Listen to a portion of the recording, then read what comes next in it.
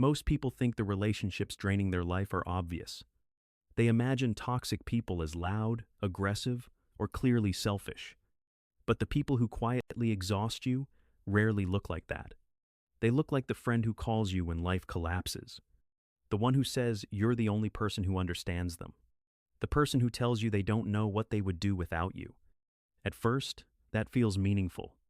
It makes you feel important, needed, valuable. But if you look closely at those relationships over time, something strange begins to appear. You start giving more time, more emotional energy, more patience. And yet somehow the balance never shifts. You are the one who listens. You are the one who helps. You are the one who shows up. And slowly, without realizing it, you become the person holding the entire relationship together. Then one day you notice something unsettling. You are exhausted, and they are perfectly fine. That moment is where clarity begins. Because some people don't enter your life to walk beside you. They enter your life to live off the energy you carry. Think about the last time someone reached out to you. Not to check how you were doing. Not because they missed you. But because something had gone wrong in their life. Maybe they needed advice. Maybe they needed emotional support. Maybe they simply needed someone to absorb the stress they couldn't handle. And because you care, you answered. You listened. You helped. You gave. But after the problem passed, something familiar happened. They disappeared. Until the next crisis arrived. Some people don't miss you. They miss the moment their life runs out of fuel. They treat you like a gas station on the side of a long road. Cars don't stop there because they love the station. They stop because their tank is empty. They refill. And then they drive away again. The painful part is that kind people rarely notice this pattern at first. Because you don't help others expecting something in return. You help because that's who you are. But generosity without boundaries creates a quiet shift. What started as kindness slowly becomes expectation. And expectation eventually becomes entitlement. The more you give without limits, the more people begin to assume it will always be there. That's when another type of draining relationship appears. The person who constantly brings you the same problem. You've probably had this conversation before. They explain the situation. You listen carefully. You offer thoughtful advice. You help them see a way forward. But every solution somehow won't work. It's too hard, too complicated, too risky. Weeks later, the same conversation happens again. The same problem. The same frustration. Nothing changes. At some point, you start wondering if you're doing something wrong. But the truth is simpler than that. Some people don't actually want their problem solved. Their problem is the reason people stay close to them.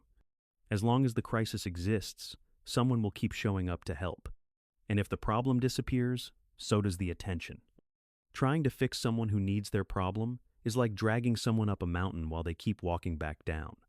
No matter how strong you are, you cannot climb for both of you. And when people finally realize this, many of them move into an even more painful situation. The moment when kindness is turned against them. Someone asks for your advice. You think carefully. You give them the best guidance you can.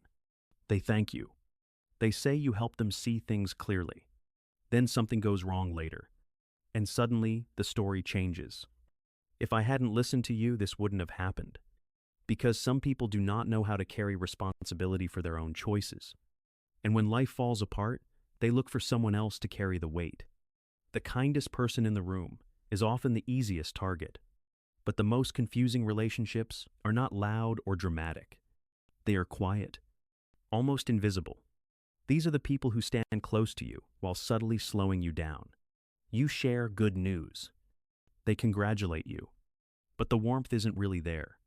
You talk about a dream. They mention reasons it might not work. Not aggressively. Just enough to plant doubt. You succeed. They immediately shift the conversation to someone doing something bigger. You struggle. They seem strangely calm, almost comfortable. Because the truth is uncomfortable. Your growth reminds them of something they are avoiding in their own life. So they stay near you, but never quite behind you. And over time, their quiet doubt begins to shape the way you see yourself. which leads to the most difficult dynamic of all.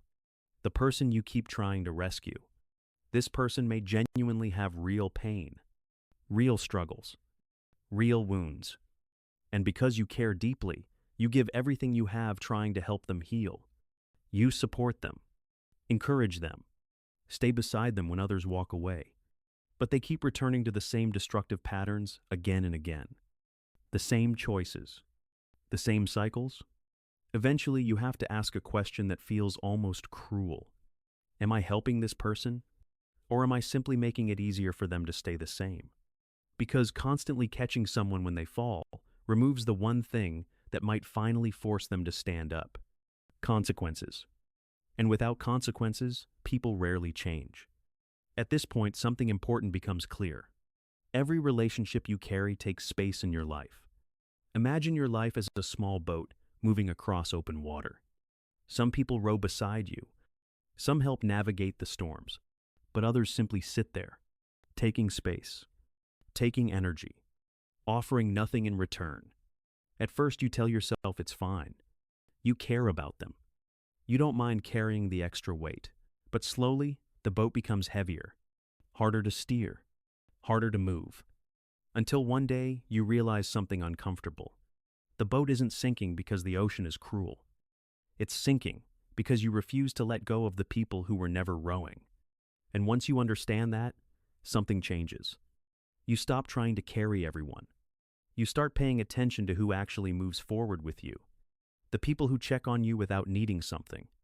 The people who celebrate your progress instead of competing with it. The people who stay when life becomes difficult. Those people exist. But they cannot enter your life if every seat in your boat is already taken. So tonight, ask yourself one honest question. Who in your life is sitting in your boat, but refusing to pick up an oar? Because protecting your peace isn't selfish. Sometimes it's the first real act of self-respect you've ever allowed yourself to make.